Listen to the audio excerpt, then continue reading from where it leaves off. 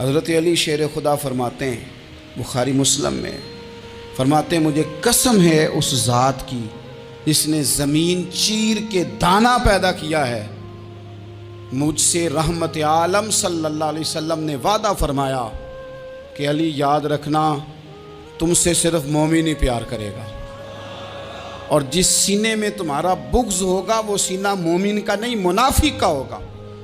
تم سے مومن پیار کریں گے، مومنوں کے دلوں میں کشش ہوگی تمہارے لیے، ان کے سینے کشادہ ہوں گے تمہارے حق میں۔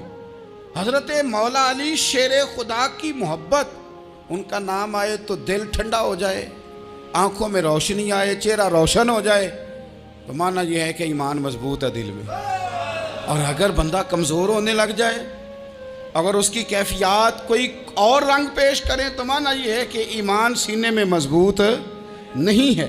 حضرت علی شیر خدا سے حضور کا جو قربت کا تعلق دیکھیں، کچھ لوگ ایسے ہوتے ہیں کہ جن سے قربت ہوتی ہے، آپ نے کبھی دیکھا ہے ہر بندے سے مل کے بندہ رو نہیں سکتا، ہر بندے کو دیکھ کے رونا آتا نہیں، لیکن کچھ لوگوں سے روح ملتی ہے نا کسی کی، تو ویسے کبھی وہ بندے مل جائیں نا، دل کرتا ہے تینوں سامنے بٹھا لاں، تیرے درد پرانے چھیڑاں۔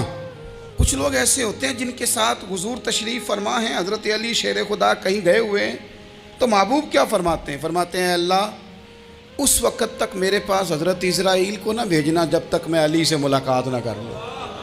دعائیں ہو رہی ہیں کہ میری جب تک ملاقات نہ ہو جائے میرا جانے کا وقت نہ آئے، مشکات میں حدیث موجود ہے۔ تو سرور کائنات علیہ السلام کا جو ان کے ساتھ قربت ہے، حضور کا جو ان سے پیار ہے، حضور نے ہر مہاجر کو ایک انصاری کا بھائی بنایا، انصار کے اندر حضور نے بھائی چارہ قائم فرمایا، اور یہ تاریخ کا وہ والا بھائی چارہ ہے جس کی نہ اس سے پہلے کوئی مثال ہے، نہ قیامت تک دوبارہ کوئی مثال دی جا سکتی ہے۔ بھائی جب سگے بھائی جب شادی شدہ ہو جاتے ہیں نا، تو ان کی اپنی اپنی جیبیں ہو جاتی ہیں، اپنی اپنی گفتگو ہو جاتی ہے۔ 6 ماہ کے بچے کے بارے میں بھی وہ کہنے لگ جاتے ہیں میں نے بچوں کا بھی تو کچھ بنانا ہے نا۔ انہیں بالکل اب وہ چیزیں نظر آنی بند ہو جاتی ہیں جس میں والدین اور بہن بھائی شامل ہوتے ہیں، وہ کہتے ہیں میرے بھی تو بچے ہیں۔ لیکن یہ بھائی چارہ مہاجرین اور انصار کا اتنا زبردست اور معنی خیز ہے، حضور نے بھائی چارہ قائم فرمایا۔ سگے بھائیوں کو وراثت دینا مشکل ہوتا ہے، بڑا کہہ رہا ہوتا ہے کمائی تو میں نے کی تھی، چھوٹا کہہ رہا ہوتا ہے کہ باہر تو پہلے میں گیا تھا، جھگڑے جھگڑے۔ لیکن یہ تاریخ اسلامی کا وہ بھائی چارہ ہے کہ جن میں برادری، قبیلہ، رنگ، نسل، علاقہ ایک نہیں، پر ہزاروں قومیں وجود میں آئیں، دہر میں خشک و تر کے رشتے سے ہم نے بنیاد دوستی رکھی، یاد خیر البشر کے رشتے سے۔ اور اقبال نے جن انداز میں اس مضمون کو بیان کیا ہے وہ انداز ہی نرالا ہے۔ اقبال فرماتے ہیں خاص ہے ترکیب میں قوم رسول ہاشمی، بننے میں کوئی خاص، ان کی ترکیب ہی کوئی خاص ہے۔ حضور نے بھائی بھائی بنا دیا۔ اب بھائی جن کو دینی اسلامی مذہبی بھائی بنایا ہے، وہ دوسرے بھائی کے بارے میں کیا ذہن رکھتا ہے؟ وہ کہتا ہے کہ میرے بھائی میرا کاروبار بھی آدھا تیرا، جائیداد بھی آدھی تیری، چونکہ تو میرا بھائی ہے تو تو رسی لے کے پیمائش کر لے، میں اپنا گھر بھی بانٹ کے آدھا تجھے دینا چاہتا ہوں۔ جب اس قدر زیادہ لوگوں کی نظریاتی پختگی ہوئی اور لوگ اس قدر زیادہ مزاج رکھنے لگے، تو پھر ایک خاص قربت کا ماحول وہاں نظر آیا۔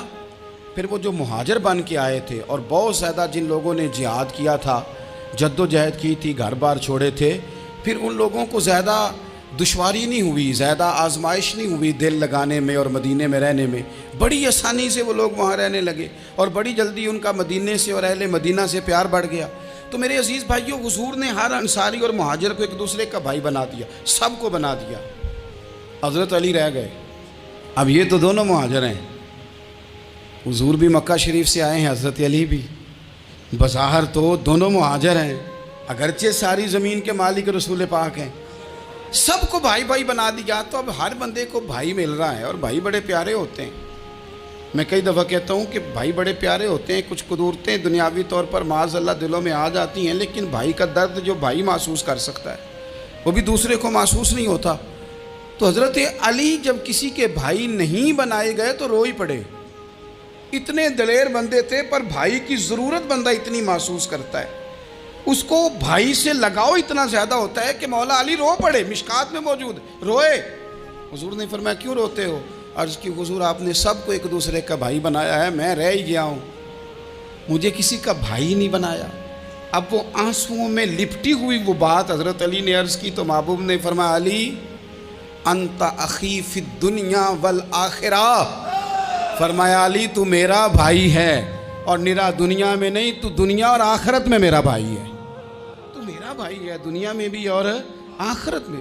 تو حضرت مولا علی شیر خدا کرم اللہ تعالی وجہہ الکریم کے جو فضائل ہیں، جو ان کے خصائص ہیں، ان کی جو فضیلت کی باتیں، میں نے جیسے کہا کہ انہیں بڑی زیادہ دلچسپی تھی میدان جہاد سے، شوق شہادت ان کا دیدنی تھا۔ ایک موقع پر نبی پاک صلی اللہ تعالیٰ علیہ وسلم نے ارادہ فرمایا کہ حضرت علی کو اپنا نائب بنا کے مدینہ منورہ میں چھوڑ کے جایا جائے۔ محبوب کریم علیہ السلام جب بھی تشریف لے جاتے تھے تو کسی ایک کو نائب بنا کر مدینہ منورہ میں چھوڑ جاتے۔ حضرت عبداللہ ابن مختوم رضی اللہ تعالیٰ عنہ کو بھی ایک دفعہ حضور چھوڑ کے گئے، تو ایک جنگ کے موقع پر محبوب نے حضرت علی شیر خدا سے کہا کہ آپ کو میں اپنا نائب بنا کے یہاں چھوڑ کے جاتا ہوں۔ یہاں لوگ جان چھڑاتے ہیں، کام کا جب وقت آتا ہے، میدان میں نکلنے کا وقت آتا ہے تو جان چھڑاتے ہیں، اور وہ کہتے ہیں کہ باقی سارے کام لے لو، جب وقت مشکل آئے تو پھر ہمیں کام نہ بتاؤ۔ اب مشکل وقت ہے، جہاد میں جانا ہے۔ حضرت مولا علی شیر خدا کرم اللہ تعالی وجہہ الکریم کو حضور نے فرمایا کہ اس دفعہ میرا ارادہ بنا ہے کہ تمہیں چھوڑ کے جاؤں۔ تو حضرت علی کو چھوڑ کے جایا جا رہا ہے، ان کو مدینے میں رہنا ہے، میدان میں نہیں جانا۔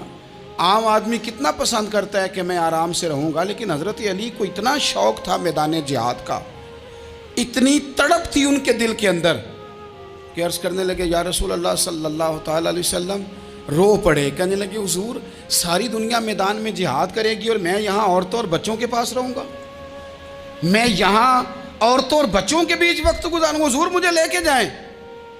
تو وہاں بھی حضور نے محبت کی بات سمجھائی، فرمایا علی جب حضرت موسیٰ کوہ طور پہ گئے تھے تو اپنے بھائی جناب ہارون کو چھوڑ گئے تھے، تو تم بھی تو میرے لیے اسی طرح ہونا جس طرح موسیٰ کے لیے ہارون تھے، لیکن فرمایا یہ یاد رکھنا میرے بعد نبی کوئی نہیں، حضرت موسیٰ بھی نبی ہیں اور جناب ہارون بھی نبی ہیں علیہم السلام، لیکن وہ انہیں چھوڑ کے گئے تھے، میں تمہیں چھوڑ کے جا رہا ہوں۔ ایک بات اپنے ذہن کے اندر بٹھانا کہ میرے بعد کوئی نبی نہیں آئے گا۔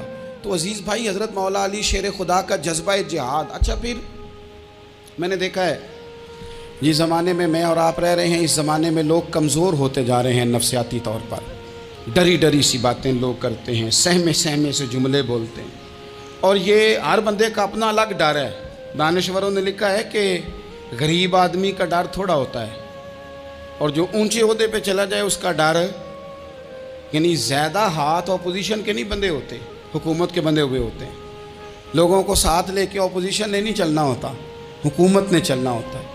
تو حکومت میں جب لوگ ہوتے ہیں تو ان کے اندر کمزوری آ جاتی ہے، جب آپ بڑے عہدے پہ چلے جاتے ہیں تو آپ کی مجبوریاں بھی بڑی ہو جاتی، ہر آدمی کہیں نہ کہیں کمزور پڑتا ہے۔ اور ہمارے ہاں تو لوگ ذرا بیمار ہو گئے تو گئے، اور آج کل جو سب سے بڑا مسئلہ ہے وہ یہ ہے کہ لوگ کیا کہیں گے، اور لوگوں نے بڑے بڑے لوگوں کو پاگل کر دیا ہے، بڑے بڑے لوگوں کو۔ ہمارے علماء نے ایک بات لکھی ہے کہ ایک دفعہ نا ایک استاد صاحب سبق پڑھانے کے لیے آئے تو طالب علموں نے ارادہ کیا کہ آج استاد جی کو بیمار کرنا ہے۔ یہ جو آپ کے مشیر ہوتے ہیں نا ارد گرد، ان کی پڑتال بھی بڑی ضروری ہوتی ہے کہ یہ خبر کون سی لے کے آ رہے ہیں اور یہ کس طرح سے گائیڈ کر رہے ہیں۔ ہمیں تنقید کرنے والا بندہ اچھا تو نہیں لگتا، لیکن تنقید کرنے والے جو ہوتے ہیں وہ ہمیں نکھارتے ہیں، وہ ہماری کمزوریاں جو ہمارے اپنے نہیں نکال سکتے وہ نکال کے ہمیں بتاتے ہیں کہ تم یہاں کمزوری کر رہے، اس کا نفع ہوتا ہے۔ طالب علموں نے ارادہ کیا ایک دفعہ، یہ ہم جو اتنی زیادہ توجہ کرتے ہیں نا لوگوں کی باتوں پہ، لوگ کیا کہیں گے، میں کئی دفعہ دوستوں سے عرض کرتا ہوں زیادہ وضاحتیں نہ دیا کریں، زیادہ وضاحتیں دینے سے بھی بندہ کمزور ہو جاتا ہے۔ ہر وقت کا انداز وضاحتوں کا اور ہر وقت دفاعی محاذ پہ نہیں کھڑے رہنا چاہیے۔ وہ ارادہ کر لیا لوگوں نے، طالب علموں نے، کہ استاد جی کو بیمار کرنا ہے، تو استاد سب چنگے بھلے اچھے بھلے صحت مند آئے، کلاس میں داخل ہوئے تو پہلا شاگرد کہتا ہے استاد جی خیر ہے، آنکھیں بڑی سرخ ہیں۔ میں چل دوڑ جا بیوقوف آدمی، بالکل ٹھیک ہوں، چل کلاس میں بیٹھ چل۔ تھوڑا سا آگے گئے تو دوسرا شاگرد، انہوں نے اب 10-15 نے ارادہ کیا ہوا تھا، دوسرا کہنے لگا خیریت ہے، بڑے کمزور کمزور لگ رہے ہیں۔ اس نے کہا میں بالکل ٹھیک ہوں، کمزور کا چل دوڑ جا اپنا کام کر۔ وہ تیسرے کے پاس گئے تو کہنے لگا استاد صاحب خیر ہے، آپ کے تو مجھے ہاتھ بھی کانپتے دکھائی دے رہے ہیں۔ اس نے کہا اچھا واقعی؟ اب چوتھے نے بھی یہی بات کی، پانچویں نے یہی بات کی، تو آدھا گھنٹہ گزرا تو استاد جی کو سچ مچ بخار چڑھ گیا، وہ چھٹی پہ چلے گئے۔ کیوں؟ باتوں پہ توجہ ہے نا، لوگوں کے سامنے ہم لوگوں کی باتوں کے مطابق اپنے معاملات کو ترتیب دیتے ہیں نا۔ کچھ لوگ سوشل میڈیا دیکھ کے نظریہ قائم کرتے ہیں، کچھ ہوا دیکھ کے نظریہ قائم کرتے ہیں۔ وہ قائد اعظم محمد علی جناح کی ایک بات نہیں بھولتی کہ انہوں نے کہا تھا، ہندو لیڈر جو تھا جس کو لوگ گاندھی کہتے تھے، اس سے کہا تھا تیری اور میری سیاست میں فرق ہے، تو لوگوں کا رجحان دیکھ کے فیصلہ کرتا ہے، اور میں قائد اعظم کہنے لگے میں فیصلہ کر کے لوگوں کا رجحان ادھر کر دیا کرتا ہوں۔ یہ کمال ہوتا ہے کسی شخص کا کہ اس کا اپنا نظریہ غالب آئے، بجائے اس کے کہ وہ دیکھے آج کل لوگ کیا کہہ رہے ہیں تو لہذا میں اس طرح کا ڈھل جاؤں۔ لوگ تو ایک وقت کے لیے کچھ کہتے ہیں، پھر اگلے 4 گھنٹوں میں کچھ اور کہتے ہیں۔ حضرت مولا علی کے مزاج میں استقامت ہے، اور جو لوگ جو بہت زیادہ پراپوگنڈا کرتے ہیں اور بہت زیادہ کسی کے بارے میں بات کرتے ہیں، ان کا وہ مزاج نہیں، ان کی وہ طبیعت نہیں، وہ اپنے حساب سے فیصلہ کرتے۔ ایک شخص تھا عمر بن عبد ود، 90 سال کا بوڑھا، لیکن جب تلوار لے کے میدان میں آتا تھا تو 1000 آدمی کے مقابلے میں لڑتا تھا، اور لوگ جگہ جگہ یہ کہتے تھے تو اس طرح ہے جس طرح عمر بن عبد ود لوگوں کو ڈراتا ہے، تو اس طرح ہو گیا۔ یہ اس کے ارد گرد کے لوگ اس کی مثالیں دیتے تھے۔ جنگ خندق جب ہو رہی تھی تو یہ مقابلے میں آ گیا، تو حضرت علی المرتضیٰ شیر خدا کرم اللہ تعالی وجہ الکریم بھی تشریف فرما تھے۔ اب پورے عرب کے اندر اس کے بارے میں یہ کہا جاتا تھا کہ اس سے نہ لڑو، وہ تو خونخوار ہے، وہ تو درندہ ہے، وہ تو جنگلی شیر کی طرح آتا ہے، وہ تو کاٹ کھانے کو دوڑتا ہے، اس سے کون لڑے؟ ایک خیال تھا۔ اور وہ پراپوگنڈا بعض اوقات اتنا زیادہ کسی کے بارے میں ہوتا ہے کہ ذہن میں بچے لوگ آتے ہیں نا بچہ دم کرانے کے لیے، تو کہتے ہیں پیر صاحب بڑا ضدی ہے، کسی کی بات نہیں مانتا، باقی بچے ٹھیک تھے، یہ تو بڑا ہی نالائق نکل آیا ہے۔ تو میں کہتا ہوں کہ آپ اس کے سامنے یہ والی باتیں نہ کریں، یہ پکا ہو جائے گا کہ میں ضدی ہوں۔ تو آپ ذہن بنا رہے ہیں اس کا کہ تو اس طرح کا ہے۔ ذہن بنا دیا لوگوں نے کہ عمر ابن عبد ود کے مقابلے میں کوئی نہیں آ سکتا۔ خندق میں یہ آیا، اس نے للکارا مسلمانوں کو، آؤ وہ تمہاری جنت کدھر ہے جس کے بارے میں تم کہتے ہو کہ ہم شہید ہوں گے، تو آؤ میرے مقابلے میں نکلو۔ جب اس نے پہلی دفعہ للکارا تو ابھی بات ختم نہیں ہوئی تھی کہ مولا علی تلوار لے کے اللہ اکبر کہتے کھڑے ہو گئے۔ حضور نے فرمایا بیٹھ جاؤ، حضرت علی پھر بیٹھ گئے۔ وہ پھر پکارا اٹھو کوئی میرے مقابلے میں، تو مولا علی شیر خدا پھر کھڑے ہو گئے، پھر کھڑے ہو گئے۔ حضور نے فرمایا بیٹھ جا۔ ایک شخص نے کہا علی یہ عمر بن عبد ود ہیں، فرمایا مجھے پتہ ہے۔ نہیں سمجھے آپ بات، میں آپ کو سمجھا کے لایا ہوں پیچھے سے کہ پراپوگنڈا کرتے ہیں نا لوگ، ہو آگے نہ جانا، یہاں کرنٹ بڑا زیادہ ہے، وولٹیج بڑے سخت ہیں، تو آگے نہ بڑھنا۔ بھائی کیا ہو جائے گا، اٹھ باندھ کمر کیوں ڈرتا ہے، پھر دیکھ خدا کیا کرتا ہے۔ حضرت علی تیسری دفعہ اس نے کہا نا ہے کوئی، تو حضرت علی پھر اٹھے۔ اب تو رسول پاک صلی اللہ تعالی علیہ وسلم نے تھپکی دی۔ بعض جگہ یہ ہے کہ حضور نے خود تلوار تھمائی، سر پہ امامہ باندھا، اور حضور نے فتح یابی کی دعا فرمائی۔ حضرت علی گھوڑے پہ بیٹھے نکلے، اور جب اس کے سامنے گئے تو جا کے کہنے لگا میرا پتہ ہے۔ حضرت علی فرمانے لگے تو اپنا چھوڑ، میرا پتہ ہے تجھے، مجھے تو جانتا ہے۔ کہنے لگا میں 1000 کے مقابلے میں اکیلا لڑتا ہوں۔ حضرت علی شیر خدا فرمانے لگے پتہ نہیں تو کن سے لڑتا رہا ہے، جانے وہ کون ہے جن سے تو لڑتا رہا ہے، وہ کون 1000 تھے جو تیرے مقابلے میں آتے تھے، پتہ نہیں۔ تو کہنے لگا میرا نام میری ماں نے عمر بن عبد ود رکھا ہے۔ فرمایا چھوڑ تو، میری ماں نے میرا نام حیدر رکھا ہے۔ کہنے لگا تیری عمر چھوٹی ہے، کوئی بڑا لا۔ فرمانے لگے یہ تو جب پنجے میں پنجہ ملے گا تو پتہ چلے گا عمر کس کی چھوٹی ہے، ابھی تو کہانیوں سے متاثر کرنا چاہتا ہے، تو چاہتا ہے کہ تو پریشر ڈالے اور میں تیری بات سنوں، تو مقابلے میں آ، ڈینگے نہ مار، کہانیاں نہ سنا، دیواریں ہلتی رہتی ہیں اور در کانپ جاتا ہے۔ علی کا نام سن کے اب بھی خیبر کانپ جاتا ہے، تو مقابلے میں آ، تو باتیں بنا رہا ہے، کہانیاں سنا رہا ہے۔ وہ کہنے لگا تو بچہ ہے، میں چاہتا نہیں تیرا خون بہاؤں۔ تو حضرت علی کہنے لگے میں بڑے دن سے پریشان ہوں کہ کسی بے ایمان کا خون بہایا کیوں نہیں، میرا بڑا دل کر رہا ہے تیرا خون بہاؤں۔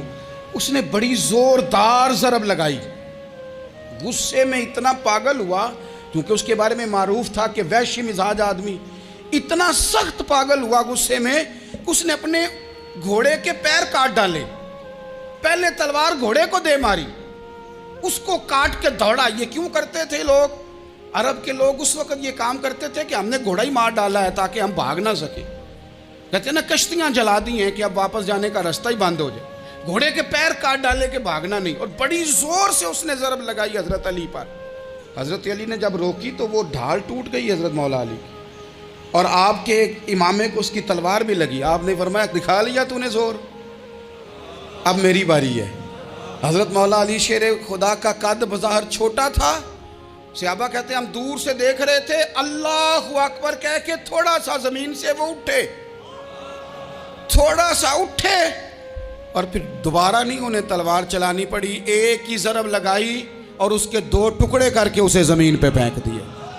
تو عزیز دوست، آپ یاد رکھیں گے اس بات کو کہ اپنی زندگی کے اندر مروب ہونا چھوڑ دیں۔ روب میں تاتاریوں نے مسلمانوں کو مروب کر لیا تھا، روب ڈال لیا تھا کہ ہم بہت بڑے لوگ ہیں۔ یہی آج ہمارے ساتھ بہت سارے لوگ کرتے ہیں، دلوں میں روب آ جاتا ہے، امیر رشتہ دار کا، فلانے کا، فلانے کا، پھر وہ جو مرضی کرتا ہے۔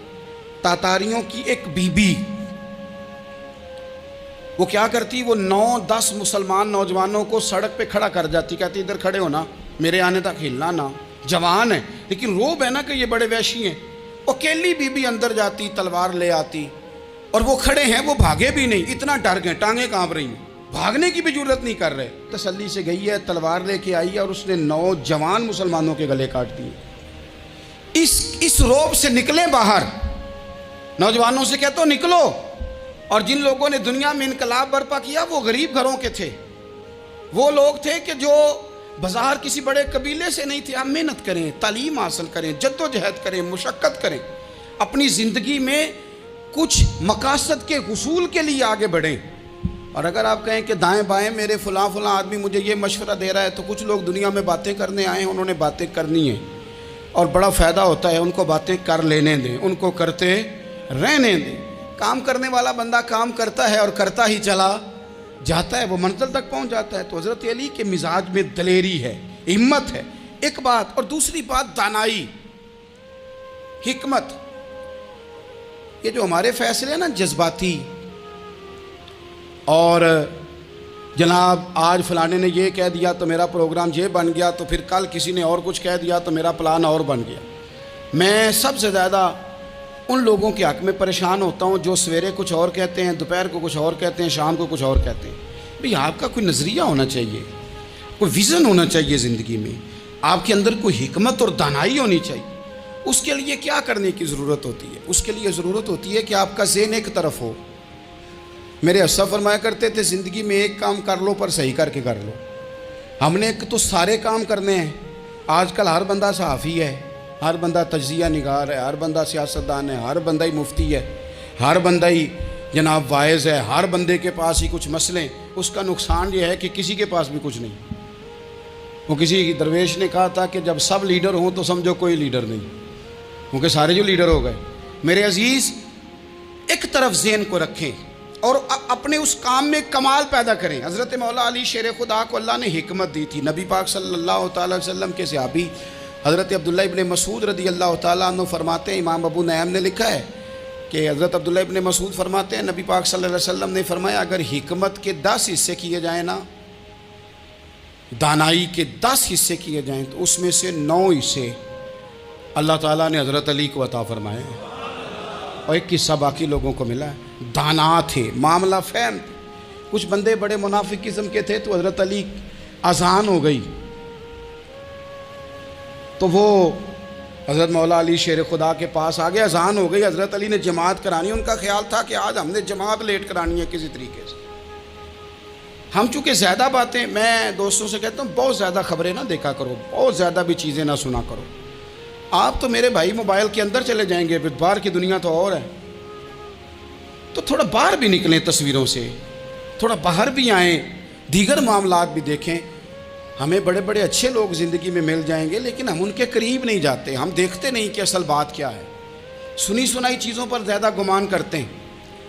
اب حضرت علی چونکہ بڑے دانا تھے، مصلے پہ بڑھ رہے ہیں، جماعت کھڑی کرنی ہے، اللہ اکبر کہہ رہے ہیں، بندوں کا خیال تھا نماز لیٹ کرانی ہے، نے فٹافٹ حضرت علی سے کہا کہ حضور ذرا وہ جانور تو بتائیے گا کتنے ہیں جو انڈے دیتے ہیں، اور ذرا وہ بھی بتائیے گا جو بچے دیتے ہیں۔ یہ ذرا اب کتنے کو بندہ جانور گنے، آہستہ آہستہ بندہ شمار کرے، وہ بکری جو ہے وہ بچہ دیتی ہے، مرغی انڈا دیتی ہے، اور گائیں جو ہے وہ بچہ دیتی ہے، اور بطخ جو ہے وہ انڈا دیتی ہے۔ اب بندہ تو یہ گننے لگ جائے تو حضرت علی شیر خدا یہاں ہاتھ ہیں، فرمانے لگے گھر جا کے گن لینا، موٹی سی بات بتاتا ہوں، جن جانوروں کے کان باہر ہوتے ہیں وہ بچے دیتے ہیں، جن کے اندر ہوتے ہیں وہ انڈے دیتے ہیں۔ اللہ اکبر، نماز کی نیت باندھ لی، تم گننا گھر جا کے۔ موٹی سی بات بتا دیتا ہوں، وہ صاحب کہتے ہیں میں حضرت علی رضی اللہ تعالیٰ عنہ کو الجھانے آیا تھا، میں خود بڑا الجھ گیا۔ یہ کیا ماجرا ہے، کیا معمہ ہے کہ دو فکروں میں انہوں نے بات کو سمیٹا اور کمال کر دی۔ کہنے لگے گھر جا کے گننا، یہاں ٹائم نہیں، نماز کا وقت ہے، بس جن کے کان اندر ہے نا وہ انڈے دیتے ہیں، اور جن کے باہر ہیں وہ جا کے حساب کرنا۔ آپ ڈھونڈ لیں، تلاش کر لیں، چلے جائیں ماہرین کے پاس، پر شیر خدا شیر ہی ہے۔ حضرت مولا علی کے جملوں میں کمال ہے، ان کی دانائی، ان کا تدبر، ان کی حکمت، ان کا فہم، ان کی فراست، ان کا کمال۔ ایک شخص بڑی دور سے آیا، اس نے کہا حضور مجھے نا لمبی باتیں یاد نہیں رہتی، 2 باتیں بس بتا دیں میں عمل کروں تو زندگی بن جائے، 2 باتیں۔ تو حضرت علی فرمانے لگے لمبی امیدیں نہ لگانا، لمبی امیدیں نہ لگانا، موت کا پتہ نہیں کب آ جائے گی۔ منصوبہ بندی ضرور کرنا آنے والی نسلوں کے لیے، اپنی ذات کے لیے لمبی امیدیں نہ باندھنا، یہ بھی کر لوں گا، یہ بھی کر لوں گا۔ ہم ریٹائر نہیں ہوتے زندگی بھر، پلان پہ پلان، پلان پہ پلان۔ تو اگر ہم پلان کر رہے ہوتے ہیں تو جو ہمارے نیچے ہوتے ہیں وہ ہمیں ریٹائر کرنے کا پلان کر رہے ہوتے ہیں۔ اولادیں تک والدین کو کمزور کرنے کے در پہ ہوتی ہیں کہ اب یہ ہٹے تو ہماری باری آئے۔ حضرت علی فرمانے لگے 2 کام، ایک تو لمبی امید نہ باندھنا، اور دوسرا فرمایا اپنے نفس کی خواہش کی پیروی سے بچنا۔ دنیا میں رسوا وہ لوگ ہو جاتے ہیں جو اپنے نفس کی خواہش کی پیروی کرتے ہیں، وہ بزدل ہو جاتے ہیں جو خواہشات نفسانی کے پیچھے بھاگتے ہیں۔ یہ کام نہ کرنا۔